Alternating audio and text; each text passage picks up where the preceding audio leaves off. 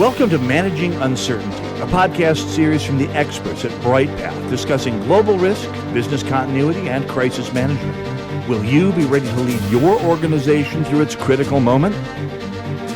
Hey folks, Bryan Strawser, Principal and CEO at Bryghtpath, and welcome to the Managing Uncertainty podcast for this week, where we're going to be talking about risk factors with threats. When we think about threat management and threat management programs, one of the ways that we evaluate the risk of a threat, and I'm talking about a threat from an individual, a threat in terms of workplace violence or against an individual in your company, like an executive or others, we think about a set of threat incident risk factors. These are things that go along with threats such as written, verbal, or veiled threats made towards your company, at your company, in regards to your company or an individual working there that might be a precursor to violence. These are important things to consider when we're thinking about how serious to take a threatening situation, comments or commentary made by an employee or others. And so let's walk through some of these risk factors, and we divide these into four categories. The first is about risk factors that indicate potentially a desire to commit suicide. The first is that the individual has had previous attempts to take their own life, no matter how serious or insignificant they may be, previous attempts to commit suicide. The second is to look at their level of alcohol or substance abuse, drug abuse, particularly if any of those are prevalent. The third is a feeling of hopelessness, that the individual exhibits what could be viewed as signs of depression, signs that there are no hope, that there is no way out of a difficult situation or relationship or debt or another factor in their life. The fourth is impulsiveness, that the individual is an impulsive decision maker, that they make impulsive decisions in the course of their life. They suddenly decide on a Friday to go to Cancun on Saturday. They jump into a relationship and instantly plan to get married. These kind of impulsive decisions. They go out and rapidly buy a new car after just commenting about debt.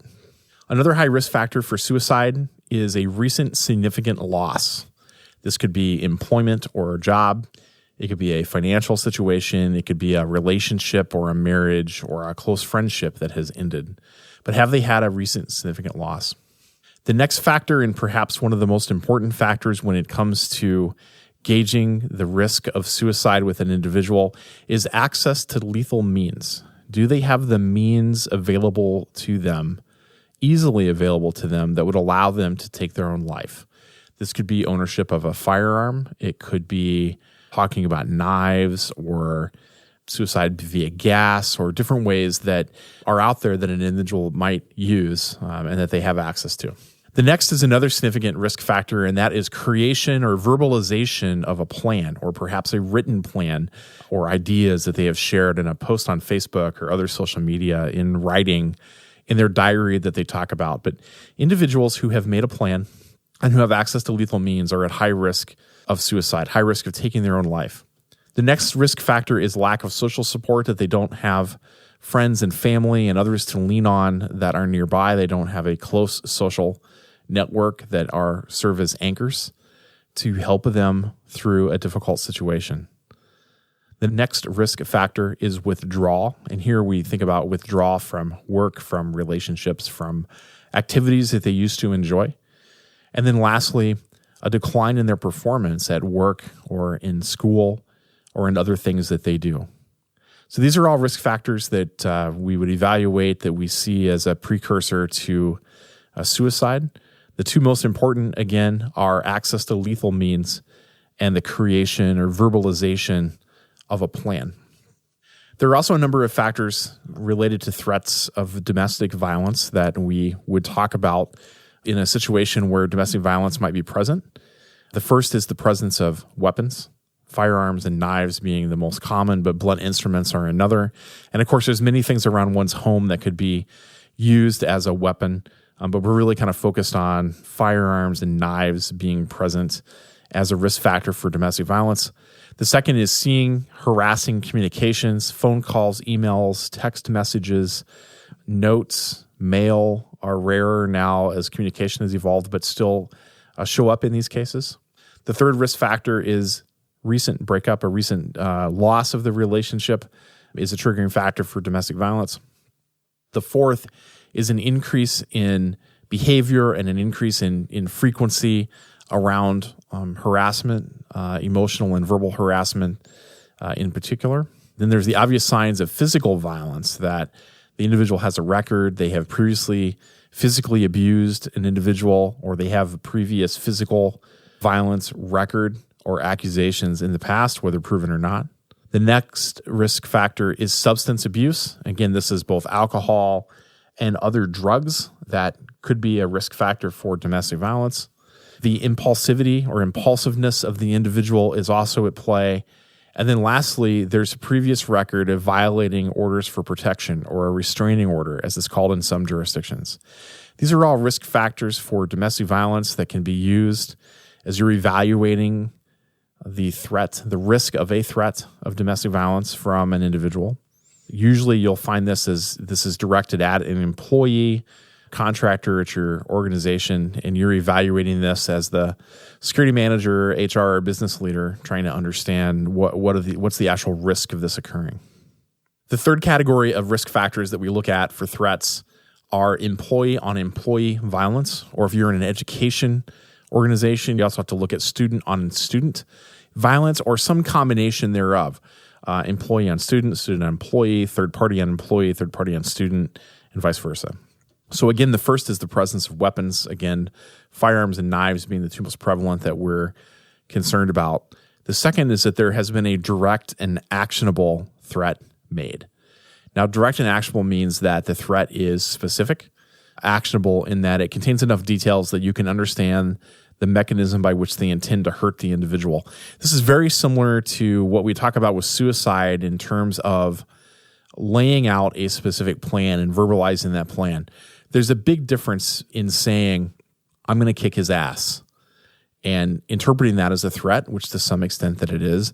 But a much more serious threat would be, I'm going to ambush him when he comes out of work tomorrow, and I'm going to stomp his ass in the parking lot.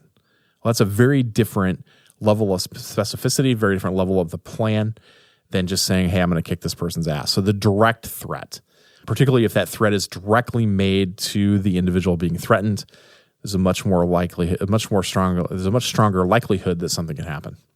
The third risk factor is a history of violence. So when you're looking at the individual making the threats, do they have a track record of making threats and carrying out those threats with violent action previously?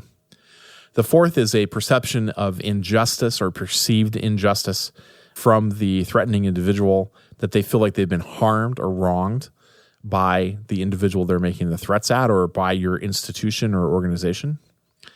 The next risk factor is a hostile or aggressive attitude. This is where an individual's kind of outlook and general demeanor is hostile and aggressive, is also a strong risk factor for violence. If the individual, making the threats is bullying, or is the victim of bullying, so they're a bully or they have been the victim of bullying, also increases the risk. Other risk factors are similar to those we've discussed before. A record of physical violence or speaks directly about physical violence, history of alcohol and substance abuse, problems with employment or as a student, or a decline in performance as a student or employee or contractor. And then lastly, just escalation of aggression, meaning that in the various interactions between the individual making the threats and the person being threatened or the organization being threatened, that we see an escalation in the level of aggression coming from that individual. And then finally, when we look at threats being made by an outside subject, a third party who is threatening your organization or someone in the organization, there's a number of risk factors that we want to examine, and these are similar to others we've looked at before. Again, we start with the presence or access to weapons, particularly firearms and knives. Second, are they making direct threats? Or, as we've talked about before, are they making specific, actionable, threatening comments towards the organization? And are they doing this in a repeated way? Are there repeated threats being made? What's the history of violence of the individual making threats? Are we aware of their previous criminal activity, if any? Do they have a record of physical violence in previous incidents or in their past? Have they a record of alcohol or substance abuse that might be at play here? And then finally, do they show a lack of respect or restraint in their approach towards the organization? So we list all of these as risk factors. These are all things that should be evaluated as a part of a robust threat management program when you're dealing with a threat, and evaluated properly in that threat management discussion to determine how much risk there is from this particular example. If you'd like an easy one-page version of this list of risk factors that you can use for your own threat management program, visit bryghtpath.com/41, and you'll be able to download our one-page table of threat incident risk factors. That's it for this episode of the Managing Uncertainty podcast. Tune in next week for our next episode. Thanks for listening to this episode of Managing Uncertainty, produced by the experts at Bryghtpath. To receive notifications of new episodes, join our newsletter at bryghtpath.com or subscribe through your favorite podcast player, such as iTunes or Google Play. Learn more about the services and trusted advice from Bryghtpath by visiting bryghtpath.com. That's BRYGHTPATH.com.